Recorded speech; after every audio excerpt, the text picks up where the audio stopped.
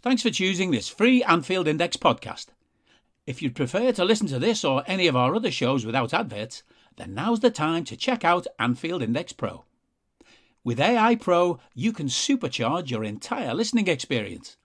You'll not only get all of our podcasts without the ads, but you'll have them far faster with our quick publish feature available exclusively for subscribers.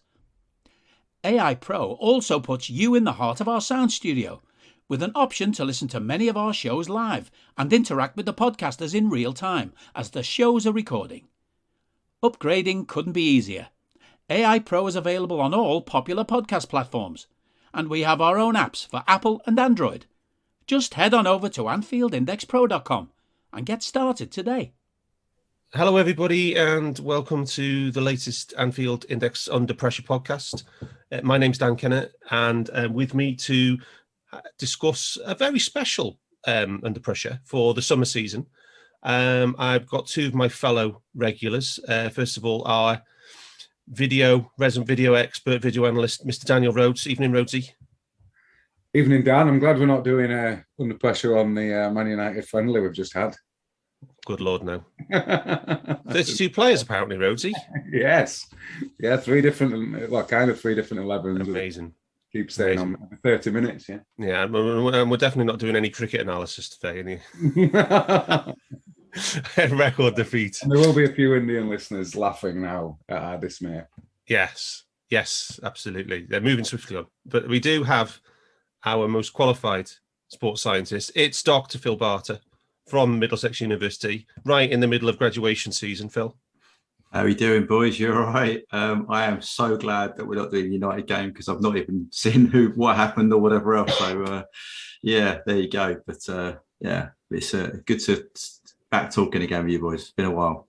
How many PhDs graduates have you got coming in your current crop this year, Bart? I think we've got 12 in total. So we've graduated 6. I've got another 6 to do over 3 ceremonies. And all data-based data analytics? No, some of them a bit more pedagogically based. Others are data. So but some good stuff. Papers will be out soon. So, yeah. And we have a very special guest on the show, Gethin Rees. Gethin's currently teaching a master's in. I forgot that. Didn't write down the university. Wembley, yes. But he's previously been a recruitment analyst, and an opposition analyst with Birmingham City, and majority with Barcelona, Swansea through the Roberto Martinez era, and into Brendan Rodgers, and through some nice links with Phil. He's kindly agreed to come on and talk about, maybe lift the lid on the world of opposition analysis at the sharp end. So welcome, Gethin. Hi, how are you? Thanks for having me. It's brilliant that we got actually somebody to come on. We got Si all the time, but he can never actually talk about what goes on because it's all. I think he'd lose his job if he mentioned anything. But we've actually got somebody who's actually going to talk to us about what happens in the the clandestine world of Premier League and Championship football. Well, I'll do my best. We're not going to be asking for skeletons in closets. Don't worry. Yeah. I'll get my lawyer on the phone before we start. But anyway, I'm going to hand over this first bit to Phil because Phil and Gethin know each other for a while ago. So just Phil, let's just talk about the origin story here. Let's sound like a superhero. Gethin, the origin. No, so Geff, just talk us through how did you get started in sort of PA? Where it was and where you've ended up sort of now, if you like, and then we can start picking up a few bits from there. So yeah, where did it all start for you in football? Yeah. Football has always been, like most of us, I think it's always been a part of my life.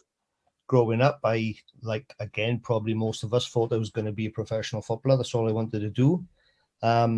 Sob story, like a lot of people, done the academy thing, got injured, didn't make it. And then I just went to Swansea University to do sports science. Didn't really know 100% what I wanted to do, but I sort of wanted to be a coach stroke, like S&C type thing. I didn't really know what performance analysis was. And then come the third year, I sort of got involved with data, video editing, and done my dissertation on it. Went on to do the masters, heavily influenced by PA. I'd done performance analysis for my main dissertation for my masters, actually in golf research. But again, my love was always football. Did you say golf? Yeah, golf. Wow. Believe it or not.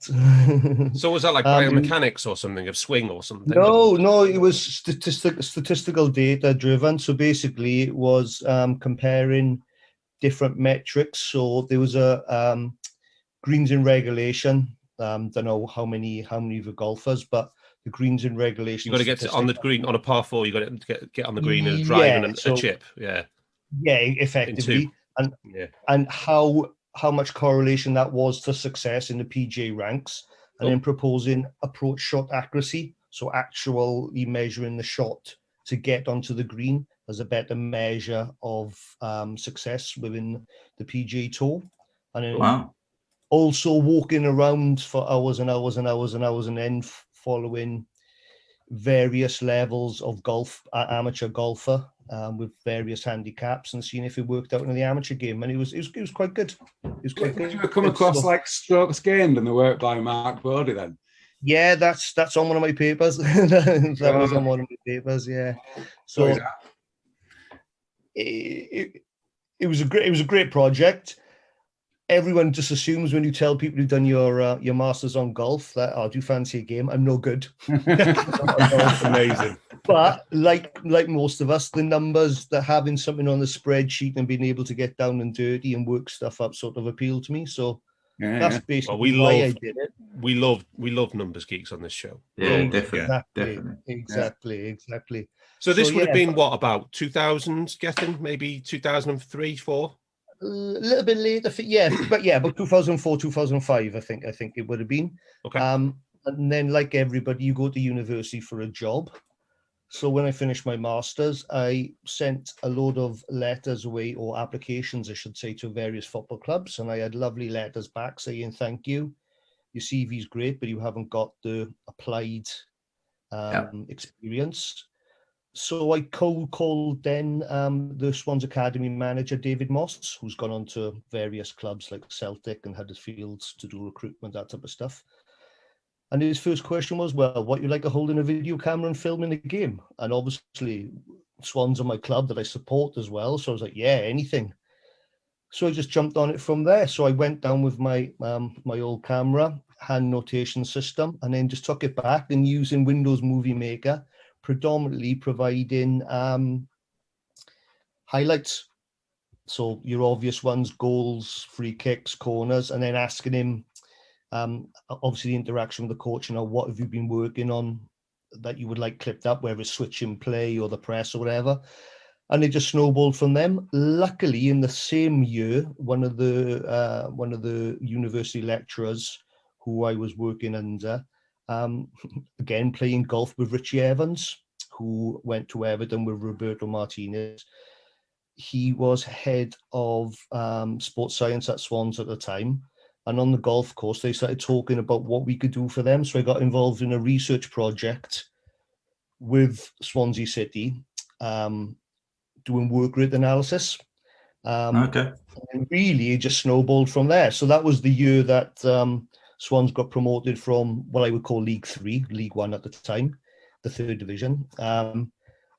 The second year then was working there. I got a little bit of cash. It's always about the money. Got a little bit of cash. Went to do the live filming, live coding, and I'd run down to Roberto at the end of the game with all the key points before he goes into the press conference. What were the things he was looking for?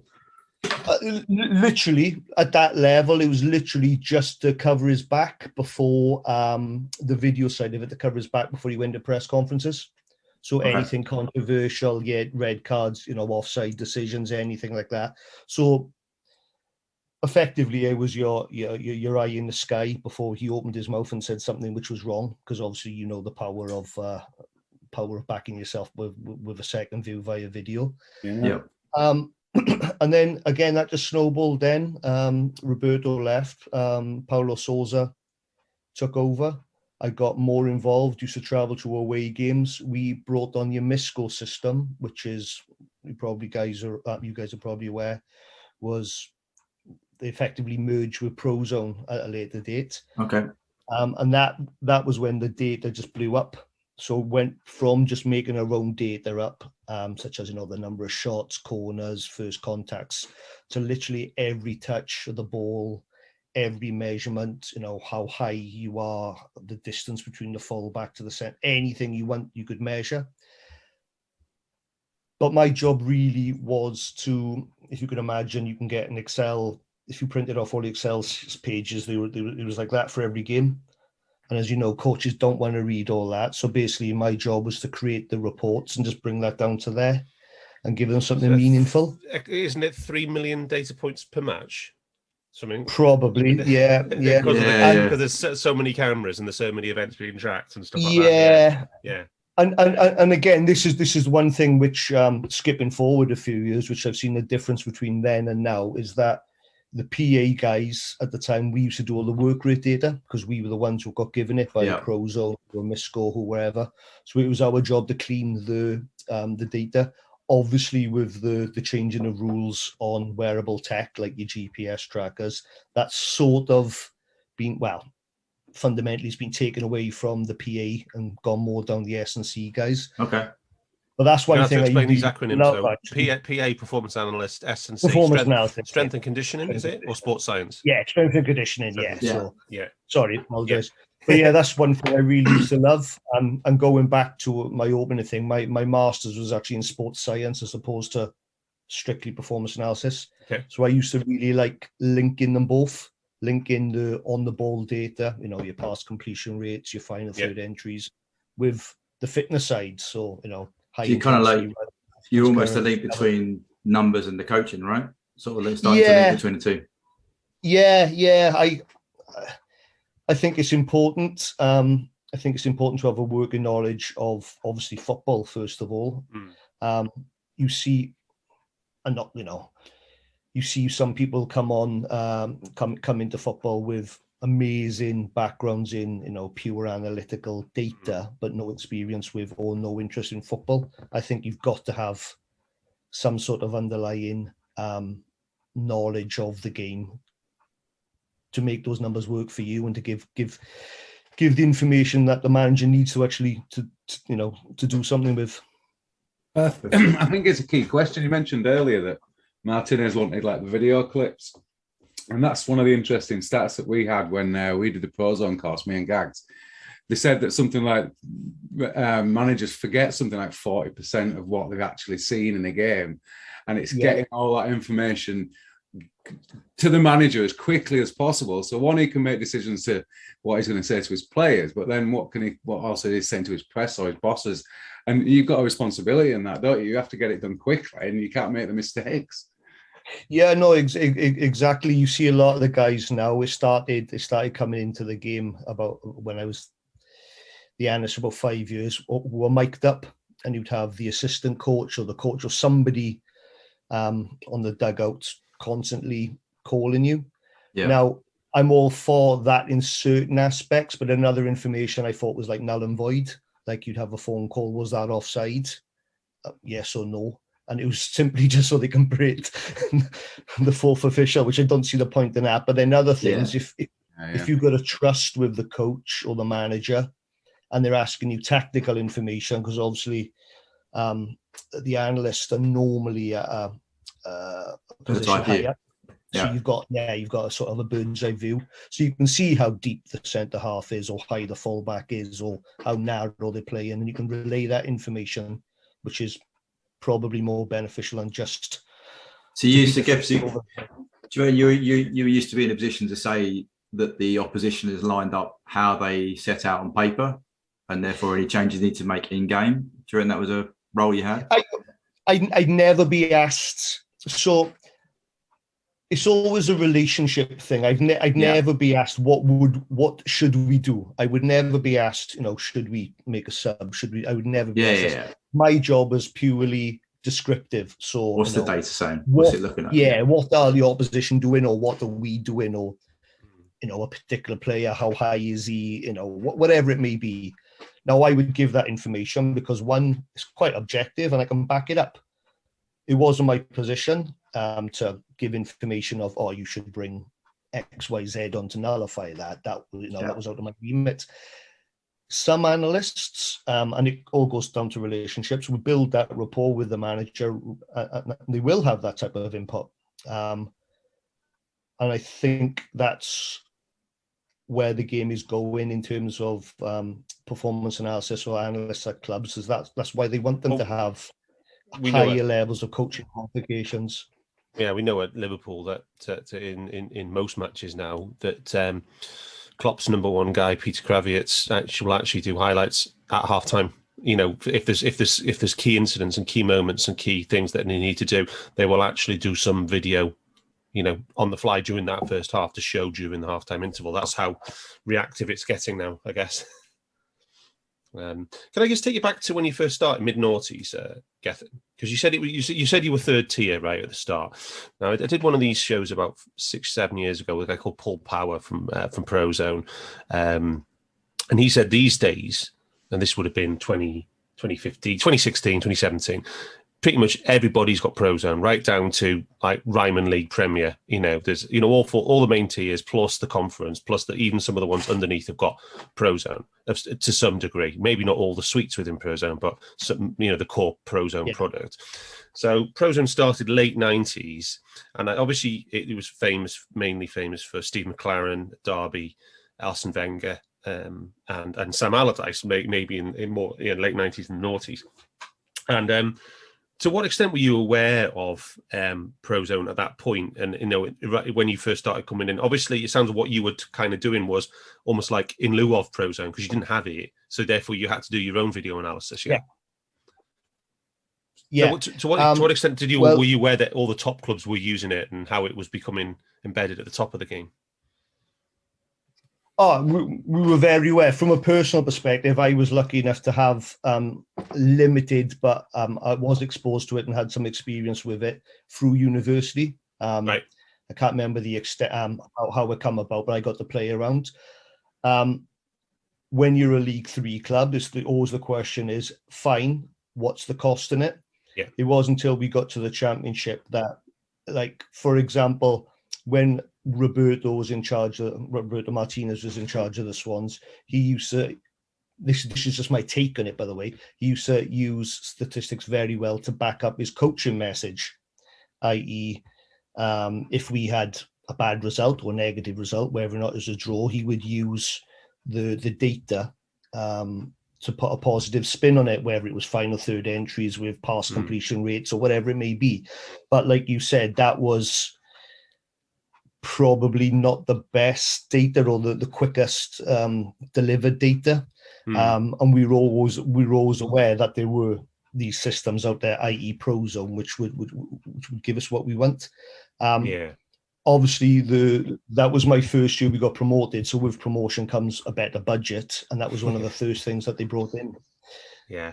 I mean, Martinez went on to be one of the most well-known, if you like, of the second generation of Prozone advocates. He was, when he was at Wigan and stuff like that. And I remember him talking about it on, I think, one of the World Cups he covered as a pundit, maybe on ITV, I think.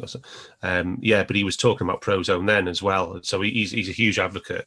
So, who were the first generation, Dan? We know. As I said, it was very much Steve McLaren, Arsene Wenger, Sam Allardyce. Yeah. Early doors, aren't they? So we've weirdly given quite a bit of praise to Sam Allardyce. We've used a bit of early on. Yeah.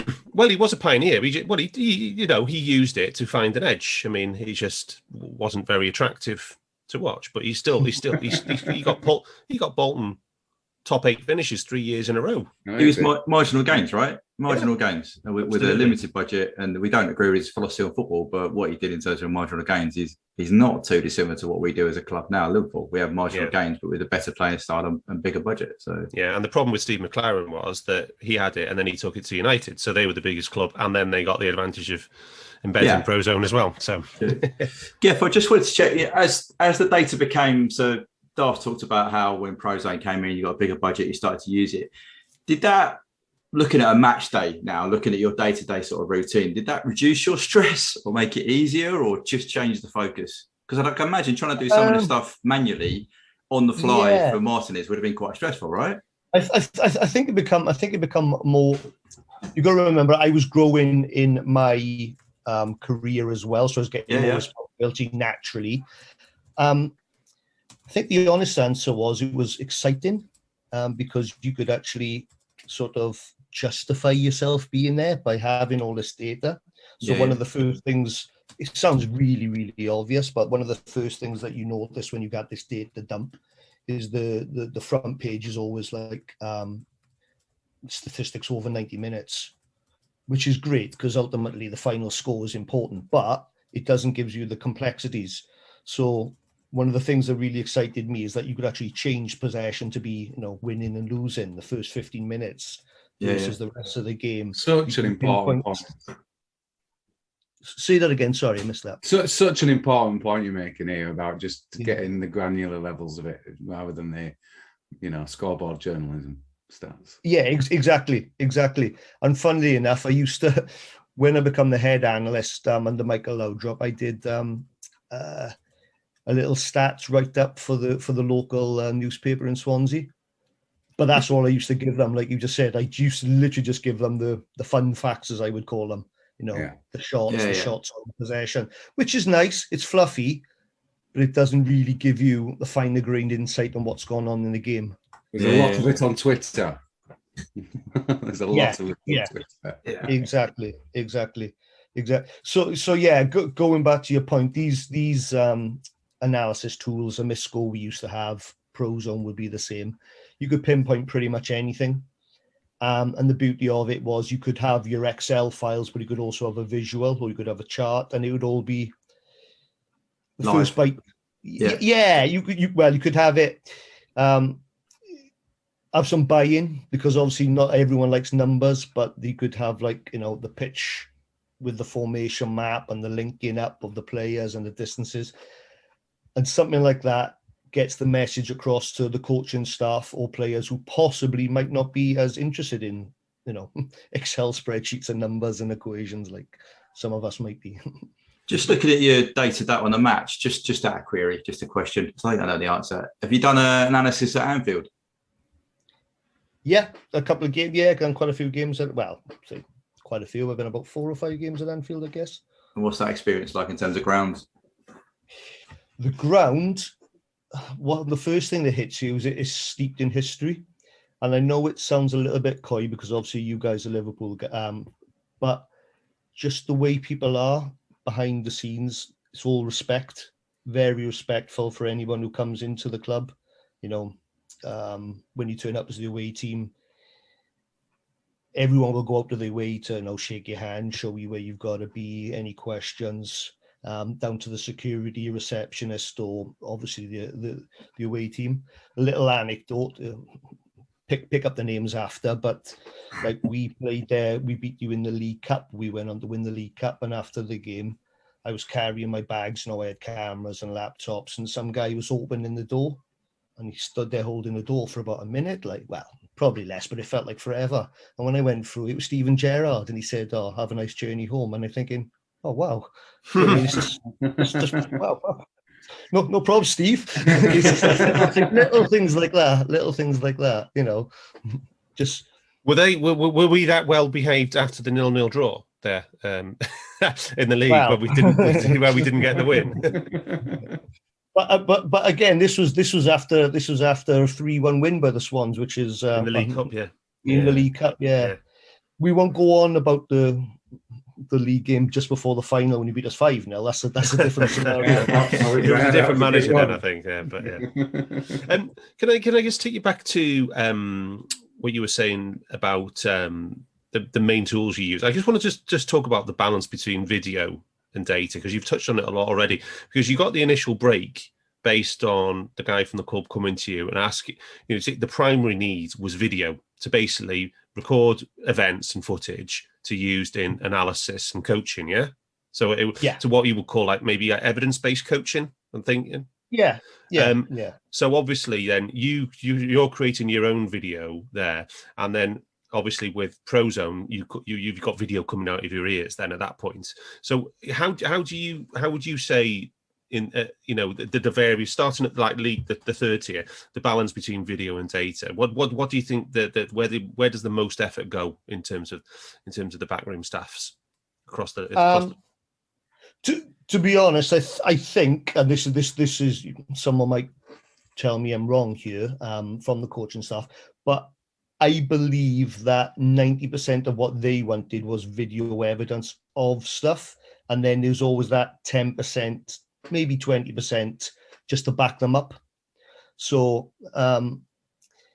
we've all heard anecdotes about, like, for example, the fitness data. You know, he's lazy because he isn't running enough, or he shouldn't be tired. But then you'd show videos of, like, your centre forward, how many times he's been, wrestling with a centre half, or, do you know what I mean, fighting for the ball or closing down. So in the data, it doesn't always reflect what's really happened. And again, I think that goes down to what I said earlier, is that you could be the greatest statistician in the world, and there are many better stats people than me, but you've got to have an understanding of the game as well to put them both together. So if it looks like your data is low, well, why? If I'm not getting on the ball data, if I'm not getting on the ball in the final third, why? Well, there's probably an answer to that. It's probably a tactic of the game. So you wouldn't go and beat that player over the head, say, your stats are low for this game, because you'd have that understanding from the coaching perspective of what they've been asked to do in that particular game. Yeah, it's something we do down with the pressing, isn't it? We do the video analysis, and then sometimes we do the stats, and we're not convinced at how either works, so we go back to either one and have a look again, or we back it up with what we've got. Yeah, absolutely, and it's just another example of a club and employing somebody like Gethin with others. Effectively, they don't have any video or data capability, and you've literally got to start from nothing. So you guys have got to create all this footage, and then if you want to try and put numbers to it, you've basically got to decide how you're going to collect your own data, Gethin, haven't you, from that video? And you've got to make your own definitions, because you've got to say, well, I've got to collect it this way and that way. You've got to be. It's a completely different, different world, isn't it? Absolutely. Because you're literally starting from nothing, right, Gethin? Yeah. 100%, and that's why. Just putting my academia hat on is like one of the first things that you teach in academia doing research in performance analysis, is that you have to have a reliability study. So you do things more than once. So I pass it on to you and you repeat it. In a professional game, you ain't going to do things twice, because you've got to do it right, and you've got to do it quick, and it's got to be perfect the first time. So again, like you said, what information can you get out there that maximizes the time you have, that's going to be impactful for the manager, so you don't have to repeat it again and again and again? I'm assuming you learn over time what he listens to the most, and maybe tailor what you do to meet that as well. Just build that relationship, like you said. 100%. But I think you speak to, a lot of analysts, friends, over the years. We've all had conversations like you do. And one of the guys who used to work in Brighton years ago, when they were in the league, the championship with us, he's been a good friend of mine since. And one of his things was he'd always do everything, even though he knew that 90% of that wouldn't be used. And the reason why is because he knew that at any given Tuesday, Saturday, Friday, the manager would just chuck a curveball in. Yeah. And ask him the most ridiculous question. Yeah. Or can I have this by tea time? And he'd be like, yeah, it's done already. Right. Absolutely. You sort of know what they want. You sort of know what they're going to ask for, but you have to do more. Yeah. If that makes sense. Yeah. You have to do more. That's what Rhodesy, that's why we're saying we always have to collect the matches. That's why we always have to we always got to collect that data and get it into along with everything else.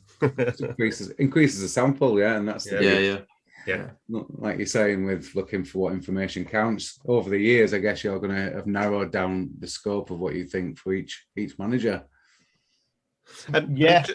So I'm guessing, as you come, just to finish the question I asked you before, like as you progress through the divisions, did you see a difference between the balance between video and data, or was it still the primacy of video even in the Premier League? I think there was more, as we developed through the leagues, it was also the journey of data, I guess.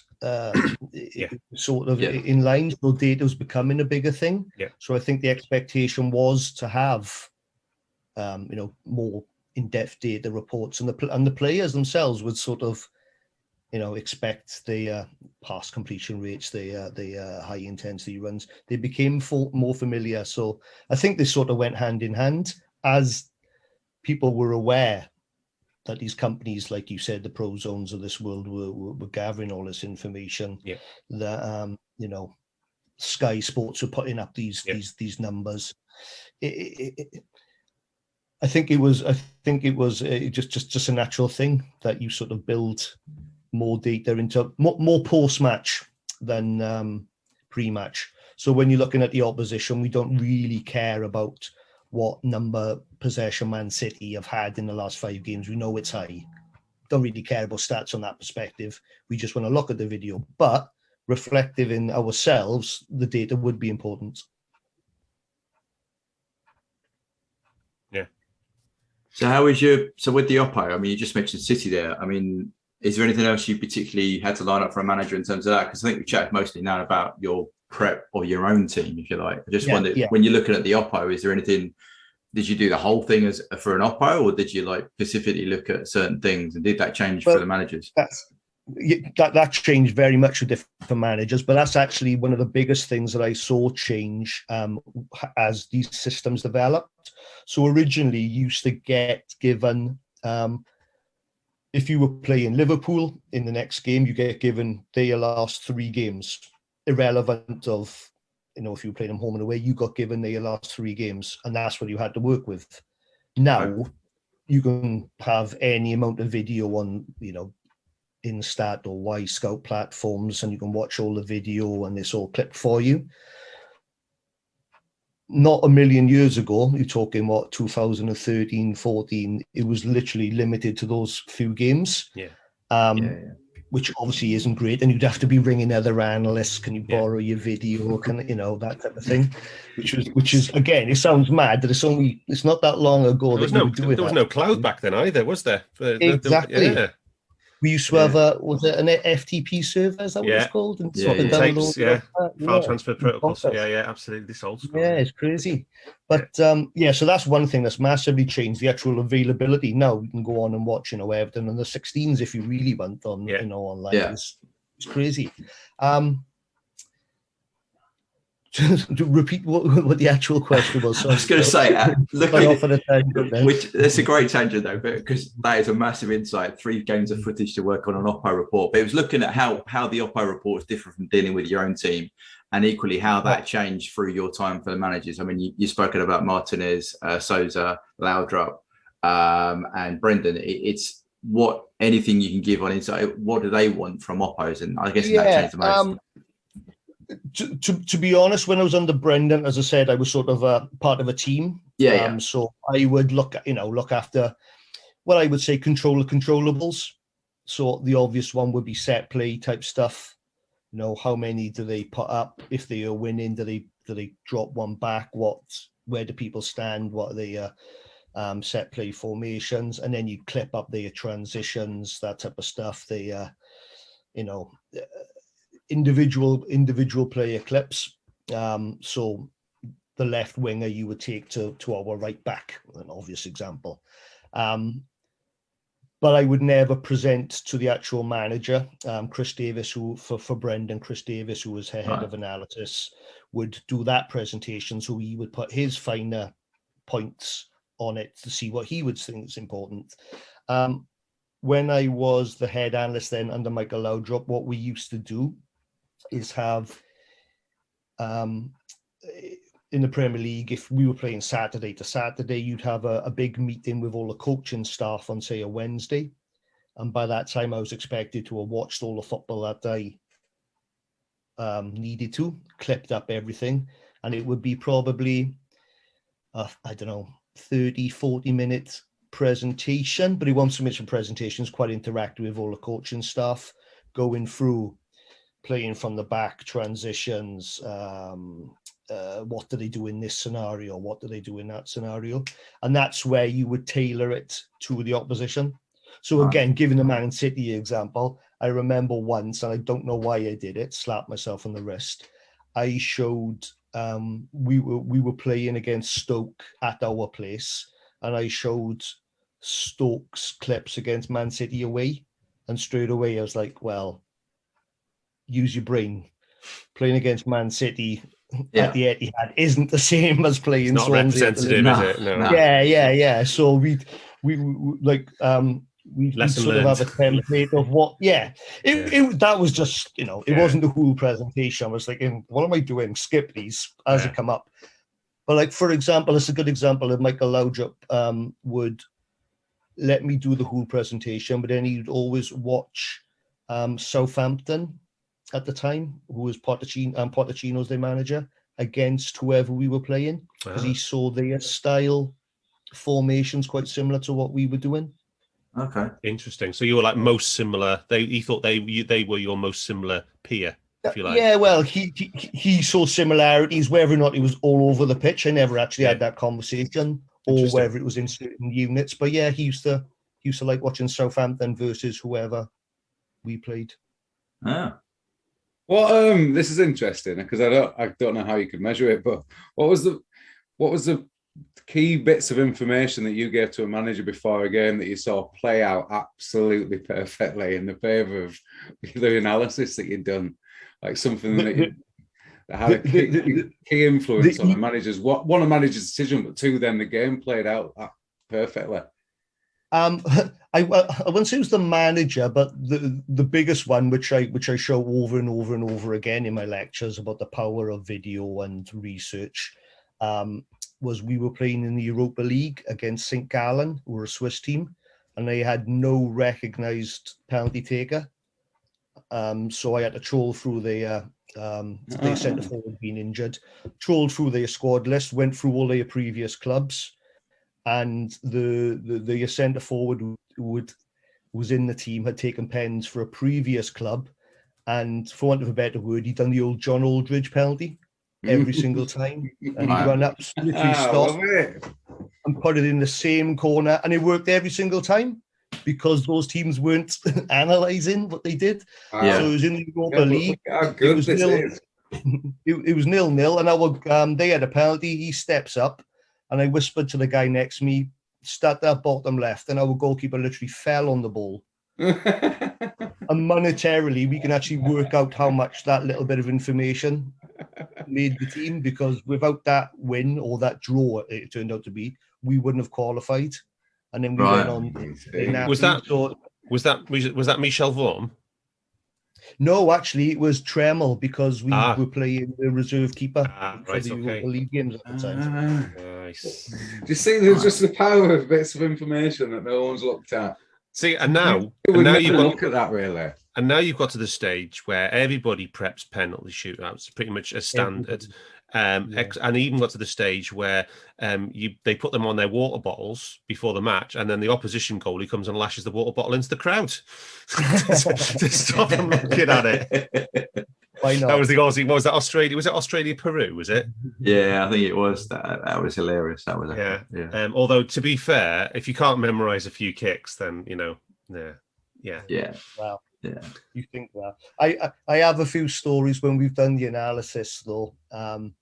Leighton Baines is a great example. So you look at like their placements of penalties, and we were playing Everton away, and I put it up on the screen, and I just went like that because his previous 5 penalties had all been scored. It was top left, bottom left, smash down the middle, top right, bottom right. So like, just guess then, yeah. And then on the game, he has a penalty. He scores straight down the middle. The goalkeeper said to me after, I thought he was going to go that way, but your last video said he went the other way. I was like, well, you can't win. No. Can I ask you a question about the satisfaction and the sense of worth you get from your job? And does that depend on the guy that you're working for in terms of the manager? Because we hear stories that some managers value input from their backroom teams much more than others. And some managers maybe have more of a collegiate approach to these things and listen to more people. But others, I mean, do you ever been in that situation with any of you? You don't have to name names, but any of the guys that you work for haven't, and you found it more of a grind? Then you think, well, what am I doing all this for? He doesn't listen anyway. And is it ever? How can you talk about the importance of that manager, that buy-in from the manager? 100%. So my time at Swansea spanned quite a few managers, and because it's my hometown club, which I support anyway, it never got to the point where I was like, ripping, pulling my hair out. But human nature, you had better times than others. For sure. When you go, I worked for Birmingham for 3 years, and sometimes it was, right, I've done all this research on a particular player because it was more recruitment based. Is it going to get used? And that's where you got frustrating, because I got taken there by Gary Monk, who I worked for, and he was a player captain at Swansea City. So I had a great relationship with him. And then he left. So that relationship had been broken. I'm a professional at the end of the day. I still did the work to the best of my ability, but you always had that thing, the guy who's brought me in, who trusts me, isn't here. And you never 100% know how much buy-in your information, your work is getting. You can only do what you can do and keep doing it. But like you said, it's that sense of that motivation. I would have walked across hot coals for Gary Monk because I respected him and he brought me there. And we had that relationship where you could talk about, what we're doing, what's working well, feedback. Whereas other managers then possibly you don't have that relationship, so you just feel like you're doing it as a day-to-day task, and you can't see the ultimate benefit at the end of it. Yeah, absolutely. Bart, you going to come in there? Yeah, I was going to say, so I think I told you we've got anything else, but you've got the kind of the match to match, and I think as you got older, you moved towards more recruitment, right, Geff? Yeah. So I just wondered, how's that different? Does it allow you to use more data? Because I think it was at a time when data was becoming more and more prevalent, and just any sort of, I suppose, highlights from that really of your recruitments at Swansea. And then I know you spoke in Birmingham's probably it's a story about recruitment, but it's different, isn't it? I think Swansea, you had some hits. Well, in terms of data, I personally would say for me, it was more important from the recruitment side of things. Yep. Simply because in the Championship, in the Premier League, it's all televised. We all pretty much know 90% of the players. There's always 10% youngsters that pop up every year, and you have to go and learn what they're about. But everyone knows everybody. What data was great for was going to say, when I was with Birmingham, I travelled a lot to like Denmark. I went to Norway. I've been to Slovenia. All these countries which I don't really know the football. My first port of call was going on to the database websites we had access to, doing my own bespoke statistics, searching for left-sided centre halves, attacking midfielders, whatever it may be. And then we had, I created my own sort of bespoke analysis where it would suit what we are looking for. And that would weed out then what players suited our style of play. Because as we all know, what is a centre midfielder? Well, there's many different types of centre midfielder. Yeah. And what suits Swansea doesn't suit Liverpool, and what suits Liverpool doesn't suit Burnley. It's horses for courses.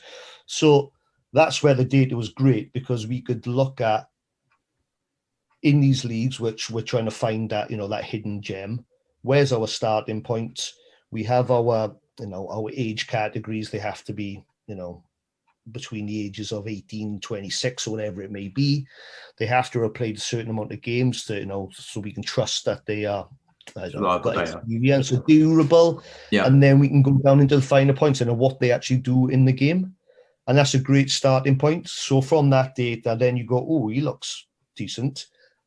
You go then to the video and say, right, is this data actually a true representation of what he's doing on the pitch? Have a little look. If he whets your appetite, then that next stage then is going out and watching him live. But before I would ever do like a live game, I always would try to watch, well, as many games as you can, but realistically, you're talking minimum 6, 7, 8, 9, 10 games. Do you know what I mean? Depends how much time you've got, really. So you basically just described the big data methodology there of using. You start off by looking for patterns in the data and then filtering that down almost like to create your insights in your information. In this case, it would be a shortlist almost of players, yeah? So you use the data to filter stuff down because you could never, ever watch that many matches. And then you get your shortlist and then you kind of switch to video and direct scouting, yeah? After that? Yeah. The beauty of that system is it works the other way around as well. So if you go to a game in Norway looking for a centre midfielder and this, crazy fast left back pops up, you go, oh, right, okay. I haven't looked at any of his stats, and you do it the other way around then. Yeah. So the scouting side of things, so back in the scouting up with the data. And then then obviously you feed that back to the guys in the scouting department. They have a little look at him. And it could be that he had a one-off good game and he gets filtered out straight away. But, it's a good way of picking up some hidden gems. The Birmingham area, the Birmingham era, was that the Gary Rowett era, or was it Mark Warburton, or was it? No, sorry, Gary Monk. And after Gary Monk, who was the manager after that? Was it? Pep Clotet took over. Okay. Who's actually at Swansea City with me as well, so I sort of knew Pep reasonably well. We had a decent relationship, and then like everything in life, COVID hit. So. I spent a little while on furlough until, again, we said at the beginning, I've moved into academia since. Yeah. Can I just ask the question that virtually every listener and every person who's ever read a Twitter story about a transfer would say is, how much do clubs listen to people underneath transfer threads? Because they seem to think that they've got a lot of influence over transfer analysis. Oh, honestly, I wouldn't believe 99.9% of the stuff that's gone out there. I've been given. I generally can't remember the name of the player, so that's not even me backtracking. But I've been given a player to look at because someone has mentioned him, and I watched a couple of games in him, and I've said, I don't rate him. Can't remember what the reason was. And the next day, he's been in the paper that Swans are after him because. Wow! Hang on. So what came first, chicken or the egg? Do you know what I mean? Has he been passed to me because he wants us to move? Or, just going back to that process you described that Darth went through with you. You must be aware that Edwards has a pretty, I think it's 6 testaments in terms of how we sign a player at the club. So we have availability. Would he improve? Is he better? Is he better than what we've got? He looks at. Is he reliable? Is he reliable? Is he in a system that suits him? Is the system suits him? Can he transfer countries? There's 6 of these which are ranked from 0 to 100, and basically, if you don't score, is it 90 and above? I can't remember. Then they won't proceed with the transfer. I can't remember what it was. Yeah. I just wondered, did you have a similar kind of, because you spoke about the data and getting that shortlist? I just wondered whether when you worked at maybe Swans more than Birmingham, there was this kind of like it had to meet these rules for you to even proceed.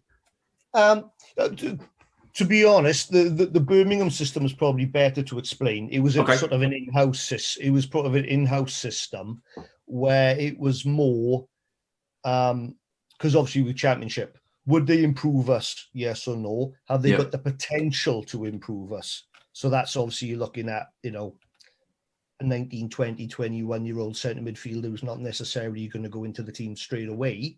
Yeah, but in a year or two's time, is he, is he? And then you've got the next category was championship-wise, is he ready-made championship player? And then the next sort of echelon was, this is all scored, by the way. The next echelon is he a top 6 player? And then obviously the top is then what everyone wants. Is he bound for the Premier League? Because obviously if you've got a team full of players bound for the Premier League, your team should be. Obviously, the problem is with that is that everyone's fighting for the same players because it's such a cutthroat business, unfortunately. Yeah. And that's where I mentioned about looking further afield in your Denmarks, your Croatias, your Swedens, whatever it may be. That's where the data becomes really important, right? Because you can you're trying to get those hidden gems. Yeah. And do you think you ever managed to succeed with that mission? Did you think you managed to, who do you say was your best, if you like, analytics / scouting signing? I wouldn't say he was my best, but I think he was the most impactful at the time. With Birmingham, we went on a transfer embargo. So we had one transfer available come January, and we had a lot of restrictions. So via databases, filtering all the players down, looking at the positional data, what they bring to the team. I highlighted a player, Kerim Mbrati, I can never say his name properly, who was playing out in Sweden. And he come in on a free transfer in a time where we were needing a player to cover multiple positions. You had to be able to play wide, as a 10, tuck in, so do quite a few things. He joined, he had 2 seasons with the club, and I'm not going to pretend he was Messi, but he was, he was very decent and effective for what we needed at the time. Nice. Didn't you say that? Did you get? Is it Michu at Swans? Did you scout him as well? No, that wasn't me. I would love to take that, but no, that wasn't me. That was when I was still doing I was head of analysis at the time, so doing the opposition type stuff. Gotcha. Yeah, it was actually the year after I started doing recruitment then. So I don't know if Dan does, but I remember Michu being one of the first players used to show how players can start transfers really hot, and then you don't need to value them as high. If a team's got one, they want to sell them quickly because they're going to regress hugely. Wow. And Michu was one. There was another couple that had scored a few by Christmas, and then suddenly dropped off massively. And that's something for transfer analysts to pick up. Yeah, and he was sold for quite a lot of money, wasn't he, as well, Michu? I mean, we got to the stage where everybody was talking about signing and doing a Michu. It was like the whole thing, everybody needs to sign their Michu, basically, because he was such a phenomenal success. Well, that goes against the grain of what we're talking about in a recruitment analysis and data. It's just having someone like Michael Laudrup who knew the Spanish market and knew people to talk to. So, that's that inside knowledge, right? A bit like I was just listening to the analyst pod, the transfer when you just done, Darth, and you were chatting about how the Brendan era at Liverpool was defined by British born, or players that Brendan knew at his first time, because we hadn't got the committee right, if you like. So he was very much going. He brought in Barini, brought in Joe Allen, these players that he knew. Rather than not disputing that in a little Joe, we're not going to knock him for you, don't worry, but it's just and that's sort of for us an example of how our system wasn't working well at the time. I think definitely. Can I ask a question about the managers again, Gethin? Very different styles there, some really huge figures, sporting figures as well. I mean, Michael Laudrup, one of the greatest players of the 1980s anywhere, to be honest. And how do you, in terms of the all-round, did you see them day to day, in and out? Who do you say was the best all-round manager in all facets of management? Which of the managers you work for? It's a tricky one to say, because Roberto, when he was here, changed the whole philosophy of the club. Yeah. He built the club, didn't he? Yeah, we were a reasonable size team in the 3rd division, or League One, whatever you want to call it. Just playing standard League One football. And to get success in League One, would have been great as a fan. It would have been great as working there, but it was the way he did it. He sort of ripped up the rule book of you don't have to have 2 centre forwards, one big, one small running in, and he brought this continental feel, but he done it with style. He brought in people that we've never heard of, Rangel for pennies, who went on to play Premier League. Brought Ashley Williams, went on to play Premier League. He brought in people like possibly one of you, Ferry Bodder, who was honestly probably the best passer of ball I've ever seen with the Swans, but he got injured before the Premier League. At the time, I was just starting my journey, so I'm sort of on the inside, but looking. I'm not on the inside, if that makes sense. I'm sort of looking from a distance. But then you have people like Michael, like Brendan's the same. What he did for the club took us to that next level was wow. But I was always working through, again, because I wasn't the head at the time, I was working through Chris Davis. So that was my relationship as opposed to the manager.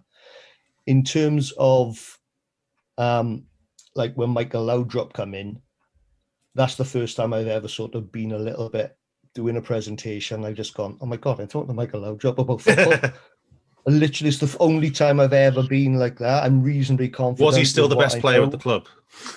Oh, he's the nicest person I've ever met at the club. Trust me. He still had seconds in training, right? Oh, yes.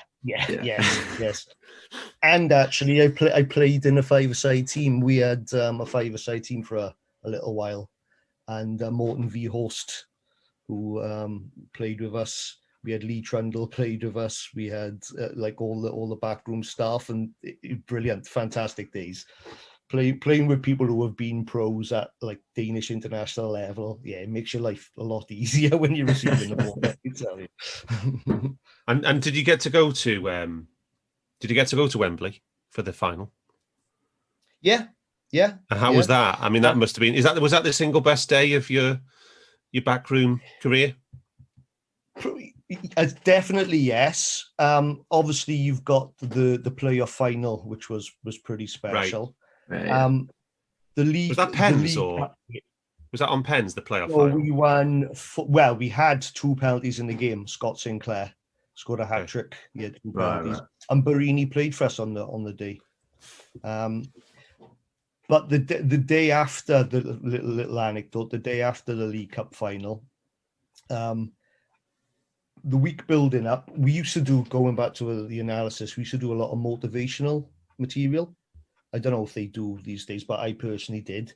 And we put like compilations up for players and play them every now and again.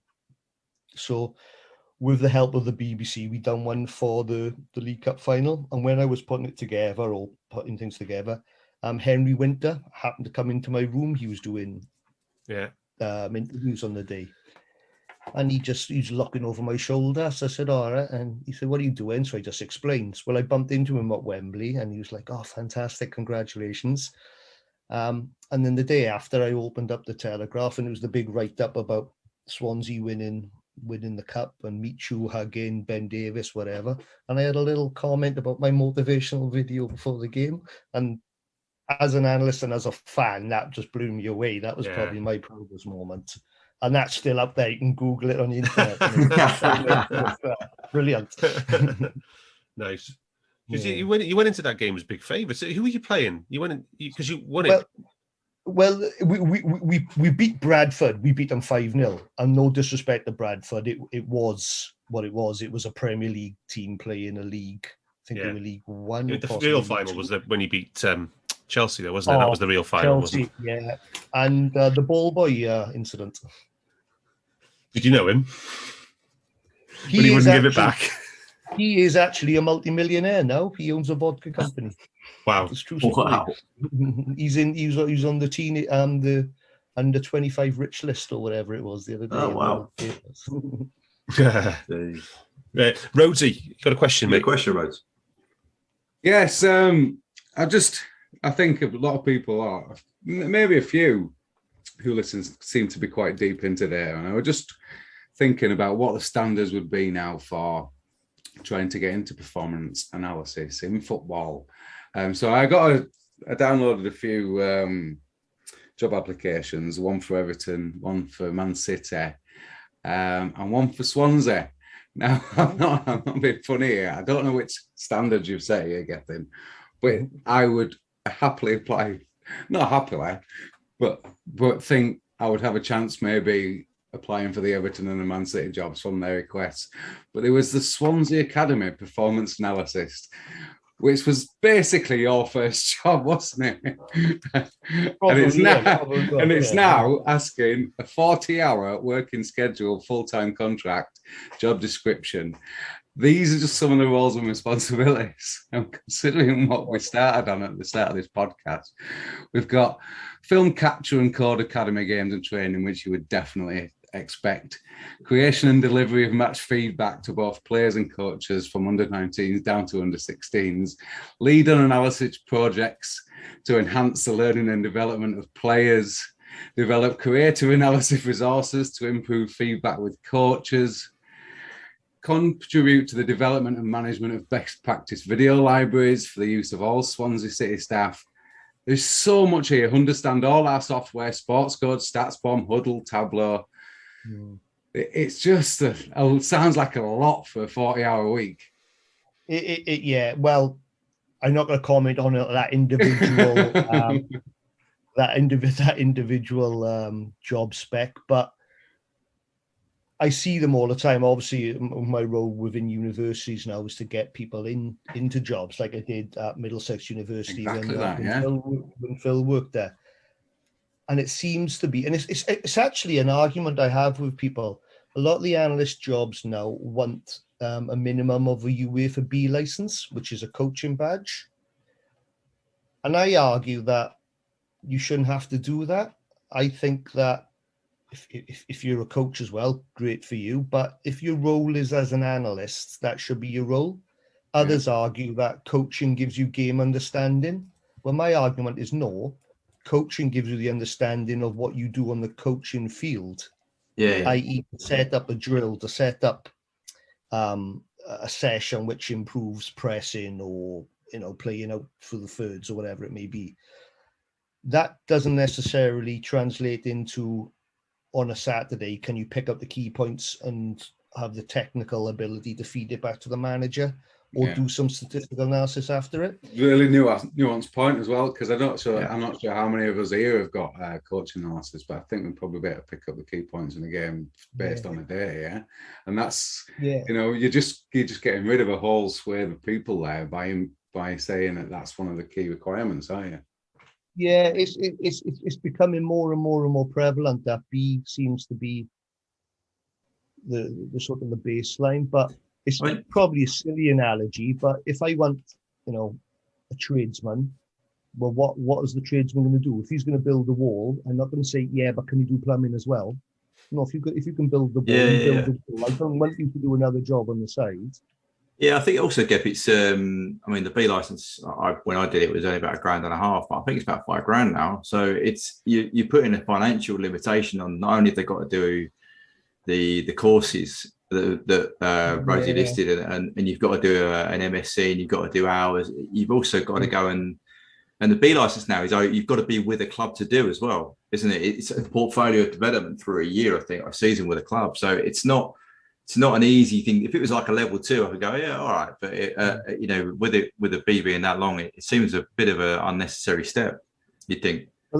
That's one of the things which slight sidestep, but my first month, I think it was, as the head of Swansea City, we got named and shamed in the papers of being one of the people who had these interns. And it was sort of effectively, as call it was unpaid labour. Yeah. And, I had to answer a lot of questions on that. When I went into academia with Middlesex, I'm obviously working with yourself, Phil, I was the other side then, trying to protect the students. We did a big piece on that. Let's face it, experience is very, very important. You've got to let them have experience, but then you don't want them to be taken advantage. And it was a Premier League club. I'm not going to name names because that's not what I'm here for. Was it Reading? No, well, Premier League, come on now. No, because Reading was famous when they were in it as well. They wanted a student. Fantastic. They told me what they wanted them to do. Like you said, it was pretty much a full-time job. Yeah. To which I said, well, are they getting paid expenses? Are they getting a stipend? Are they having no, there's no money available. Yeah. Yeah, I think which to me was just experience, Gethin. Well, just experience. Just experience. I think to narrow it down, Darth, unless Gethin's talking about something, it was 2 North London clubs, I believe it was the 2 in case that were asking for that. Oh. Yeah, there's always every 3 or 4 months there's a major club or from the top couple of divisions of the English League who basically puts an ad out for a master's or a PhD, data scientist, whatever, video and qualifications coming out your ears, 60-hour week, minimum wage. 18 grand. Yeah. And as if somebody with a PhD is going to go and take a minimum wage job, as if when they could get, doing elsewhere. Yeah. Set up this tangent well. I'm glad it's gone in that direction. That was what I was hoping it was going to go in as well. Brilliant. Yeah. If you want the brains, you've got to pay the going rate, haven't you? Really? If you're asking for that level of performance as well. Yeah. As you go, good. Don. I was just going to say, any top tips for? We've got loads of guys on our Discord server, Gethin, who cut video, and they all use Y-Scout, and other similar Y-Scouty tools, as well as watching the match footage and cutting it themselves with Photoshop and stuff, for tactics blogs. Any top tips for anybody wanting to take it from a hobby into the industry, even if they haven't got the academia behind them? Well, from personal experience, and I think it still holds true, is that if you really want to do something, just be pushy. Like, for example, my aim was cold calling somebody, and saying, "Look, can I do this? Or do is there anything I can do for you?" And they were a little bit wary, because they were a little bit, well, who's giving you my number? And long as I backed myself, like when I turned up and backed myself, I made the video highlights packages, I delivered it on time. So my main thing is back yourself, be pushy, but on the same note, if you tell someone you can do something, be prepared to deliver. And that is, again, going back to when I'm working with the students, be prepared to say, no, I can't do that for whatever reason. But if you say yes, you have to deliver. And in professional football, there's nothing worse than being told I can do X, Y, Z and just not delivering, because you won't get a second chance. Right. Or not. You want? I think we've got 2 kind of bits left for me, Darth. I just wondered. I suppose I'll take the first one. Is pretty obvious one. Is obviously we talk about his current Liverpool side probably being one of the best ever. I just wondered from your perspective, looking at some of the data, from your analyst point of view, what's your view of this side, ignoring the COVID season, but certainly throughout the last 4, they've been, we would say, the best ever runs. The 114-point run in the Premier League, for example, never going to be matched again, I don't think. So, yeah, what's your take, should we say, from an outsider on Liverpool? Yeah. My first point would be, and this is gonna sound like a dig, and I promise you it's not, is that they're probably unlucky to have one of the best teams at the wrong time. It's a little bit like the tennis scenario with Nadal, Federer, and Djokovic. If it wasn't for Man City, I could see Liverpool, I don't know, probably they have 4 or 5 titles in the bag. Yeah, a couple of cups. In terms of what they do on the field, didn't need to hear that, Gethin. Yeah, it is just from an outsider's perspective. It is from an outsider's perspective. On the field, true analysis. From a personal, my take on football, I like what they do. I like the high intensity, the pressing. Going back to data, I'm quite big into PPDA, which me and Phil have talked a lot about, pressing metrics. I like that. I think the manager's a personality that people buy into. And then if I look at recruitment, I like what they do in that side of things as well. So, for example, you've got the boy from Fulham, is it Carvalho? Yeah. Come in.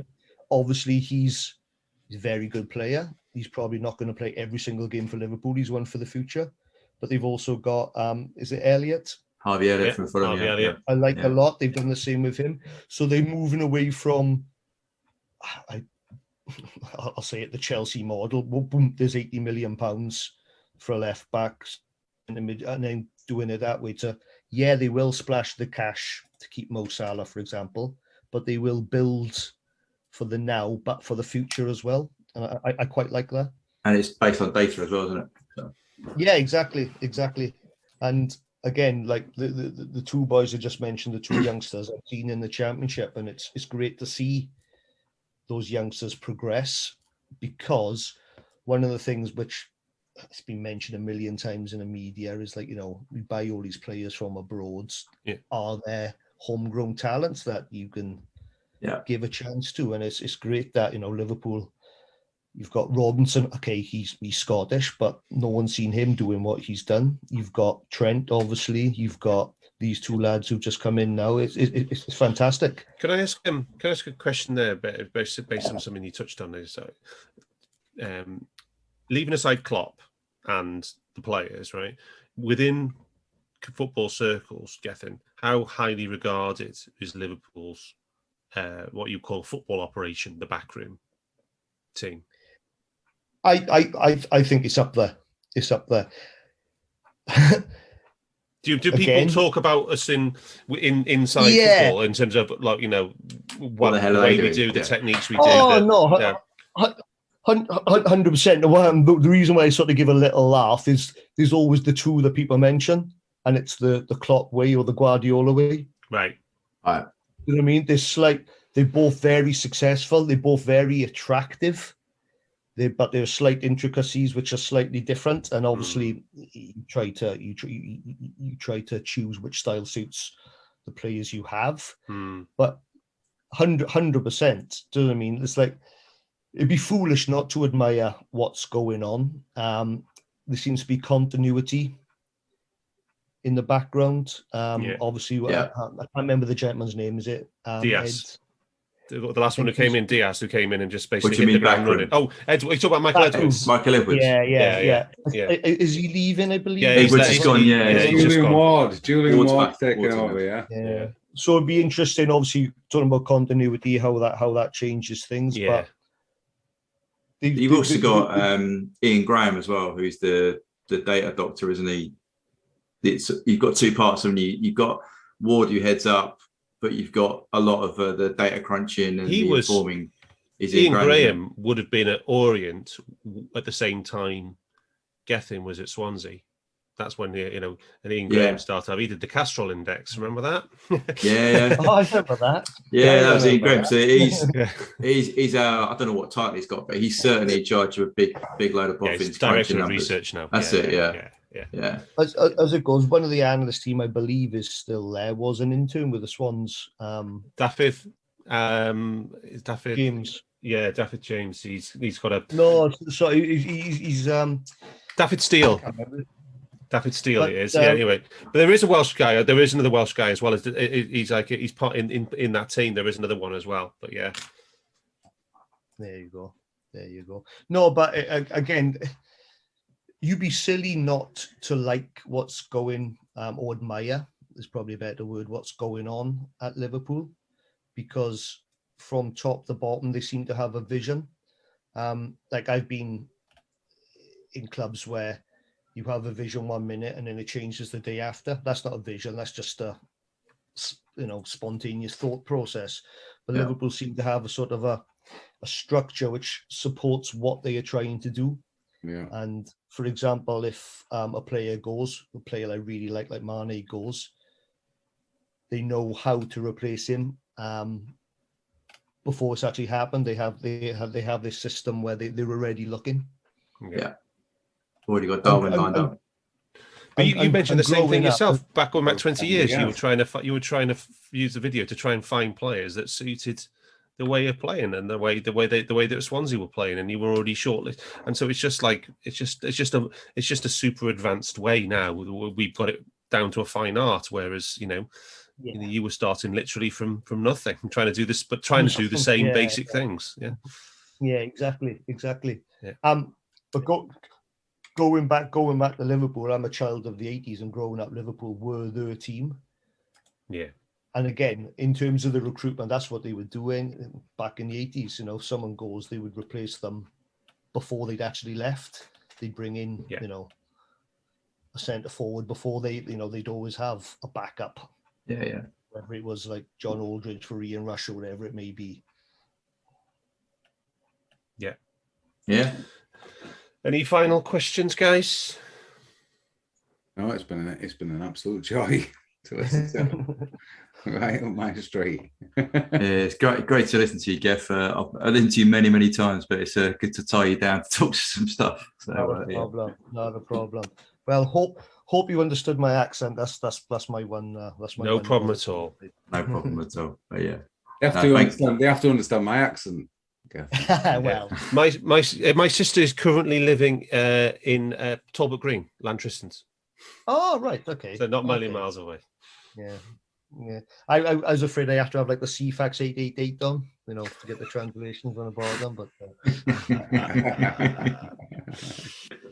brilliant. Well, thanks ever so much for taking the time, Gethin. Thanks for the invite, gentlemen. It's a pleasure. Thank you. Yeah, we might get you on again in the future, maybe like in the winter's break. We'll come on, we'll do a follow-up or something like that. But anyway, if you listen to this, is there anywhere do you have a social media profile that anybody, if they like this, can where people can follow you? To be honest, I don't really do social media. I'm only on LinkedIn. Okay. But that's all real names only there, isn't it? Real names only. Yeah. Anyway, Gethin Rees, Gethin with an I and Rees REES. But anyway, absolute pleasure. Thank you so much. And then thank you for listening. As always, give us your feedback. We absolutely love it. Let us know how you think we did. Let us know how you thought Gethin did. And until next week, we will be back next Monday with an extra pod looking at what is new in the world of analytics. Until then, up the Reds. We hope you enjoyed listening to this Anfield Index show. Please be sure to subscribe to our channel so future podcasts find their way to your device automatically. There's nothing quite like fan engagement, and we'd love to know what you think of anything discussed on this show. The best way to get in touch is over on our free Discord community, where both podcasters and listeners debate the hottest LFC topics 24/7. Sign up free now at AnfieldIndex.com/Discord. You won't regret it. You can also follow us on Twitter at Anfield Index and find us on Facebook by searching for Anfield Index. Oh, and before you go, we'd love it if you could leave us a 5-star review on your favourite podcast app. It only takes a couple of seconds, and it means the world to the people who create these free shows.